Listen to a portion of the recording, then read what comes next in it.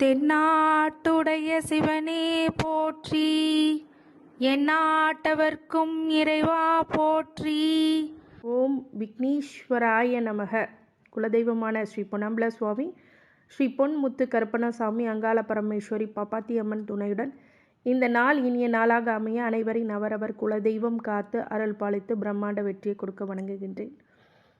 இன்று பிறந்த நாள் மற்றும் திருமண நாள் காணும் அனைத்து சொந்தங்களுக்கும் என்னுடைய நல்வாழ்த்துக்கள். செவ்வாய் பெயர்ச்சி இதை பற்றி சொல்லணும் அப்படின்னா ஏற்கனவே நிறைய பேர் சொல்லியிருப்பாங்க. பட் நான் சொல்லும் போது செவ்வாய் ஒரு மனிதனுக்கு மிக முக்கியமான கிரகம், ஒரு இன்ஃப்ளூயன்ஸ் ஆஃப் பிளானட்டுன்னு சொல்லுவாங்க. அதாவது நம்ம பிளானட்டுங்கிறது நம்மளை இன்ஃப்ளூயன்ஸ் பண்ணுது. எந்தெந்த பெயர்ச்சி நடக்குதோ அந்த பெயர்ச்சிக்கு தகுந்த மாதிரி தன்னுடைய வாழ்க்கை நிலையை மாற்றி காண்பிக்கக்கூடிய ஒரே திறன் கிரகத்துக்கு மட்டுமே இருக்கிறது தான், மாற்று கருத்துக்கு இல்லை. அந்த செவ்வாய் கிரகமானது ஒருத்தருக்கு கவர்மெண்ட் ஜாப் வேணும் அப்படின்னு கேட்டிங்கன்னு வச்சுக்கோங்க, செவ்வாய் நல்ல நிலையில் இருக்கணும். அதிகார பதவி அப்படின்னு சொல்லும் போது செவ்வாய் நல்ல இடத்துல இருக்கணும். ரொம்ப ஃபண்டமெண்டலாக பொதுவாகவே ஒரு ஜாதகத்தை ஒரு திருமணம் போன்ற பொருத்தங்களை பார்க்கும் போது செவ்வாய் தோஷம் இருக்கான்னு பார்ப்பாங்க. அந்த செவ்வாய் தோஷம் இருந்ததுன்னா செவ்வாய் தோஷம் உள்ள பெண்ணுக்கு மட்டுமே திருமணம் செய்வார்கள். அது யாருக்குமே சூட் ஆகாது. ஏன் காரணம், அந்த செவ்வாய் அவ்வளோ முக்கியத்துவம் ஒரு மனிதனுக்கு. அது திருமணத்துக்கு மட்டும் அல்லாமல் குடும்பத்துக்கும் செவ்வாய் ரொம்ப முக்கியமான காரகத்துவம். ஒருத்தர் அதிகார பதவியில் இருக்கிறதுக்கோ கவர்மெண்ட் ஜாபில் போகிறதுக்கோ எல்லாத்துக்குமே செவ்வாயோடைய துணை. தைரியம் அப்படிங்கிறது ஒன்று இருந்தால் கல்வி கேள்விகள் மட்டும் அல்லாமல் உங்களுடைய பொருள் செல்வத்தையும் காக்கக்கூடிய தைரியத்தை கொடுப்பவரும் செவ்வாய் தான். அதனால் செவ்வாய் கிரகம் உங்களுக்கு சுபிட்சமாக இருந்தால் நீங்கள் எதற்குமே பயப்பட தேவையில்லை. எல்லாத்தையும் கட்டி காப்பாற்றி கூட்டிகிட்டு வருவீங்க தான் உண்மை. அந்த செவ்வாய் உங்களுடைய ஜாதகத்தில் ரொம்ப முக்கியமானது. கோச்சாரப்படியும் செவ்வாய் பயிற்சி ஒரு மனிதனுக்கு மிகப்பெரிய தாக்கத்தை ஏற்படுத்தும் அப்படிங்கிறதுக்கு மாற்று கருத்துக்கு இடமில்லை. ஒருத்தட்ட போய் சண்டை போட்டு நீங்கள் ஜெயிக்கிறீங்கன்னா கூட உங்களுக்கு செவ்வாயோடைய ஆதிக்கம் இருக்க வேண்டும்.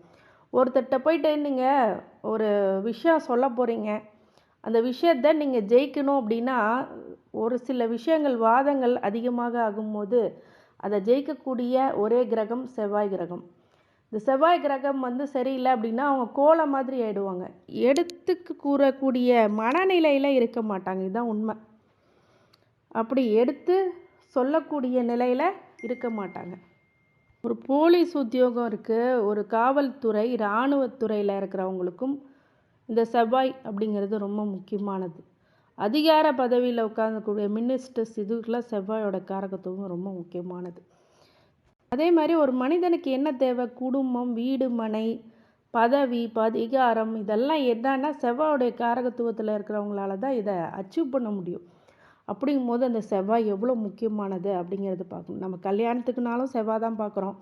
அதே மாதிரி குடும்பம் நடத்துவாங்களா இல்லையாங்கிறது செவ்வாயை தான் பார்ப்பாங்க. அதே மாதிரி உங்களுடைய பதவிக்கும் பதவிக்கும் செவ்வாய் தான் காரகத்துவம். ஒருத்தர் மீடுமான யோகத்தோடு வாழ்கிறாங்க, காரு வண்டி வாகனம் எல்லாத்தையும் வாங்கினாங்கன்னா அதுவும் செவ்வாயோடைய காரகத்துவம் இருக்கும். இப்படி முக்கியமான இடத்துல செவ்வாய் இருக்கிறார். இந்த செவ்வாய் பெயர்ச்சிங்கிறதும் முக்கியமானதே. அதே மாதிரி செவ்வாய் உங்களுக்கு என்னென்ன அள்ளி கொடுக்க போகிறார், எதை கிள்ளி கொடுக்க போகிறார் அப்படிங்கிறது தான் விஷயம். ஒருத்தர் போய் ஒரு மிகப்பெரிய அரசியல்வாதியாக அதிகாரம் பண்ணக்கூடிய இயல்பையும் செவ்வாய் தான் குறிக்குது.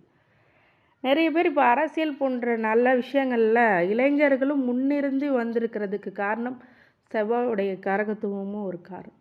அப்படிப்பட்ட செவ்வாயானது மார்ச் 15 அன்று மகர ராசியில் உச்சம் பெற்ற செவ்வாய் கும்பராசிக்கு செல்கிறார். ஏப்ரல் 22 வரை கும்பராசியில் சஞ்சாரிக்க போகின்றார்.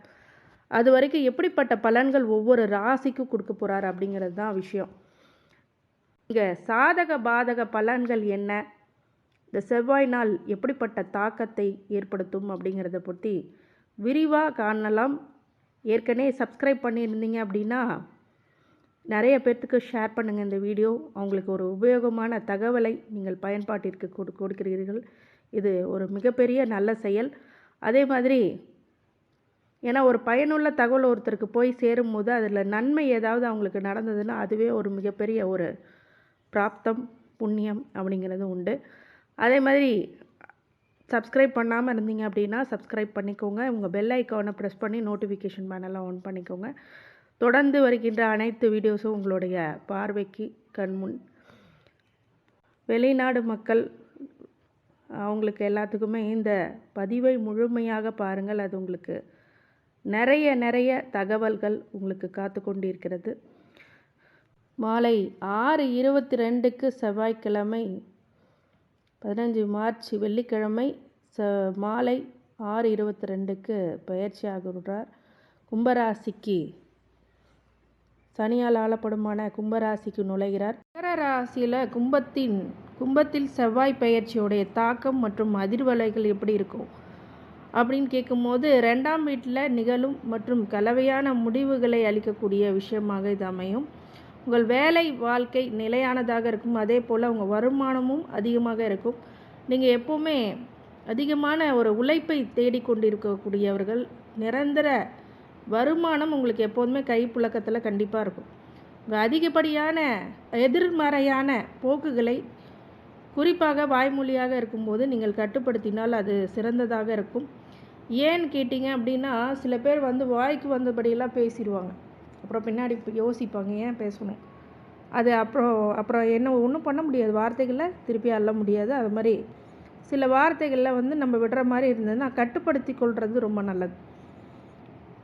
எதிர்பாராத அதிர்ஷ்டம் அப்படின்னு இருக்கும். ஆனால் குறுக்கு வழியில் போகாமல் தவிர்க்கிறது அப்படிங்கிறது இந்த காலகட்டத்தில் மிகப்பெரிய நன்மையை ஏற்படுத்தும். செவ்வாய் கிரகத்தோடைய பரிவர்த்தனை கணக்குகளபடி உங்கள் உள்ளார்ந்த திறமைகளை ஆராய்ந்து அவற்றைக்கே பணமாக்குவது இது ஒரு சாதகமான நேரமாக இருக்கும். சில இன்வெஸ்ட்மெண்ட்ஸ் பண்ணும்போது போர்ட்ஃபோலியோவில் இப்போ நிறைய ஸ்கீம்ஸ் வந்திருக்குது. அது லாபகரமாக மாறக்கூடிய சூழ்நிலையும் இப்போ உங்களுக்கு இருக்கும். எனவே சில இடைக்கால லாபத்தை முன்பதிவு செய்கிறது ரொம்ப புத்திசாலித்தனம் அப்படின்னு சொல்லலாம்.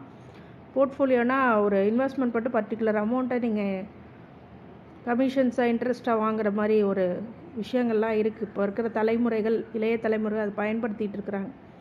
உங்கள் இன்வெஸ்ட்மெண்ட்டை கேர்ஃபுல்லாக ஒன்று பண்ணுங்கள். இந்த காலகட்டத்தில் எதையும் பேசி மாட்டிக்காதீங்க. ஒரு கைக்கு தகுந்த மாதிரி நீங்கள் உங்களோட இன்வெஸ்ட்மெண்ட்ஸை பண்ணுங்கள்.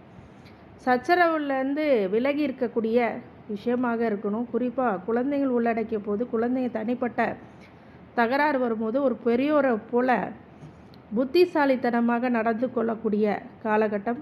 உங்களுடைய பிள்ளைகளுக்கு ஏதாவது பிரச்சனைகள் இருந்தால் மட்டும் கொஞ்சம் கேர்ஃபுல்லாக டீல் பண்ணுங்கள். அப்போ தான் நன்மை அதிக அளவு அளிக்கும். அதே மாதிரி கொடுக்கல் வாங்கல்ல ஒரு சில பிரச்சனைகள் ஏற்பட்டு பின் சரியாகும். கொடுக்கல் வாங்கல்ல ரொம்ப நிதானமாக 100 முறை யோசித்த பின்னே அந்த முடிவுகளை எடுக்கிறது ரொம்ப நல்ல விஷயமாக இருக்குது. உங்களுடைய கணவனாக இருக்கும்போது மனைவிக்கும், மனைவியாக இருக்கும்போது கணவனுக்கும் சில விஷயங்கள் எதிர்மறை விஷயங்கள் நடக்கக்கூடிய இடத்துல நீங்கள் கொஞ்சம் சப்போர்ட்டிவாக இருக்கணும். வண்டி வாகனத்தில் ஜாக்கிரதையாக இருக்கணும். இந்த மாதிரி விஷயங்கள் ரொம்ப முக்கியம். அதே மாதிரி அதிகமான பாக்கியத்தை கொடுக்கக்கூடிய போன ஜென்மத்தோடைய கர்மாவும் இந்த ஜென்மத்தோடைய கர்மாவும் சேர்ந்து உங்களுக்கு செயல்படுறதுனால எப்படிப்பட்ட விஷயமாக இருந்தாலும் முதல் விஷயம் நன்மை அளிக்கக்கூடியதாக பாக்கியங்களை அள்ளி கொடுக்கக்கூடிய காலகட்டம் அப்படின்னு சொல்லலாம். தந்தை வழி சொத்துக்கள் வர வேண்டிய சூழ்நிலை உருவாகலாம்.